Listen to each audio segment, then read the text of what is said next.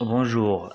Le théorème de Norton, c'est l'équivalent de théorème de Thévenin, sauf dans ce cas-là de théorème de Norton, on cherche à remplacer un réseau électrique par un générateur de courant et une résistance équivalente au lieu de générateur de tension et la résistance équivalente dans le cas de théorème de Thévenin.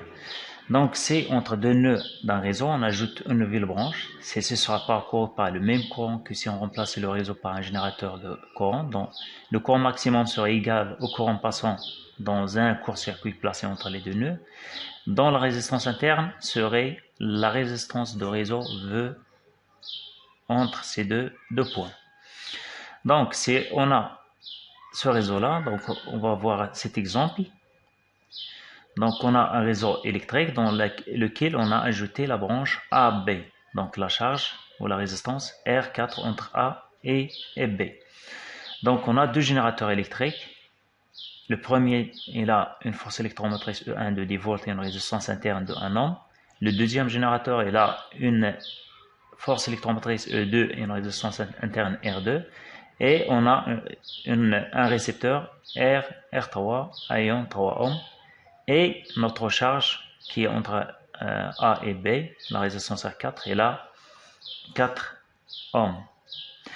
Donc on a trois étapes à suivre. La première, donc on court-circuite la charge. Donc la charge qu'on a, c'est la résistance R4. Donc on court-circuite entre A et B. Et on calcule le courant traversant le court-circuit. Donc tout d'abord, on va calculer la tension UAB entre A et B. Donc on a la tension au bord de E1, elle est dans ce sens. Le courant traversant R1 est dans ce sens. Donc le sens de la tension à ces bornes sera de sens inverse au courant et de même dans R3. La même chose pour le cas de deuxième générateur. Donc on aura UAB, la tension ou la différence de potentiel entre A et B sera égale à E2 moins R2 fois I2 est égal à de même à E1 moins R1 plus R3 fois I1. Donc, puisque A et B il est court-circuité, donc la tension dans un fil, elle est égale à 0.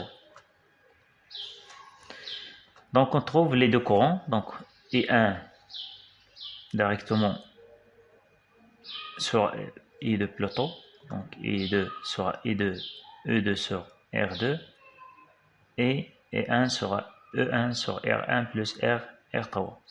Donc à partir de cette équation-là, on calcule E1, et à partir de celle-là, on calcule I2. Donc puisque toutes ces deux équations sont égales à 0. Donc on trouve que à partir de la loi des nœuds, que le courant traversant ce fil-là, courant de court-circuit, qui va être des courants de Norton, sera égal à I1 plus I2. Donc si on fait l'application numérique, on trouve que I1 sera égal à E2, c'est 5 sur la résistance interne 1, donc 5 ampères. Et de même, donc c'est E2. Et de même, E1 sera égal à E1 sur R1 plus R3. Donc c'est 10 sur 4, c'est 2,5 ampères. Donc on trouve que le courant de court-circuit de Norton sera égal à la somme, donc c'est 7,5 ampères.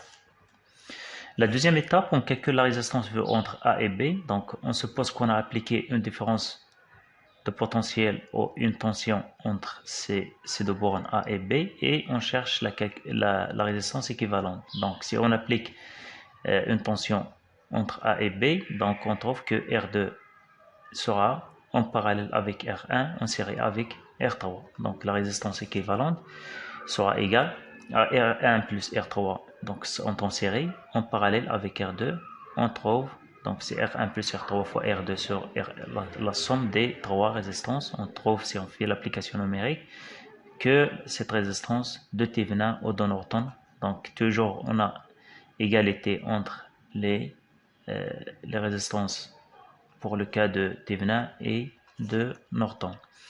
Donc, ce sera égal à 0,8 ohms. Donc, cette résistance est dite la résistance de Norton.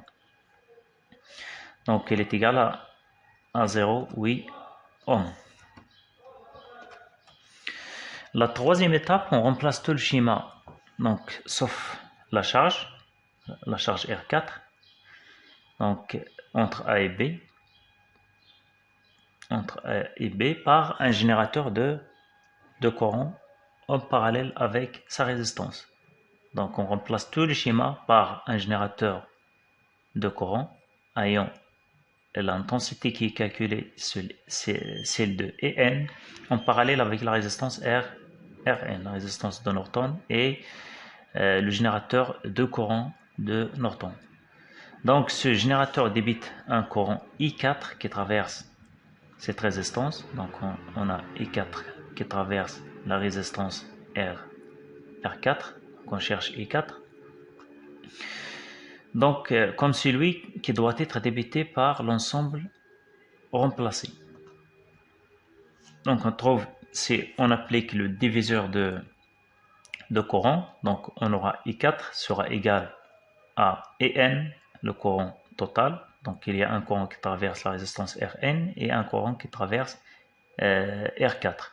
Donc E4 sera égal à EN fois la résistance Rn sur la somme des deux résistances. Donc c'est 7,5 fois la résistance de Norton sur la somme des deux résistances. On trouve ce courant-là est égal à 1,25 ampères. Il est déjà calculé pour le cas de Thevenin. On a trouvé déjà la même valeur qui est de l'ordre de 1,25 ampères. Elle est de même déjà calculée par la loi de Kirchhoff. On a trouvé que la valeur elle est égale à 1,25 ampères. Et voilà, donc merci pour votre attention.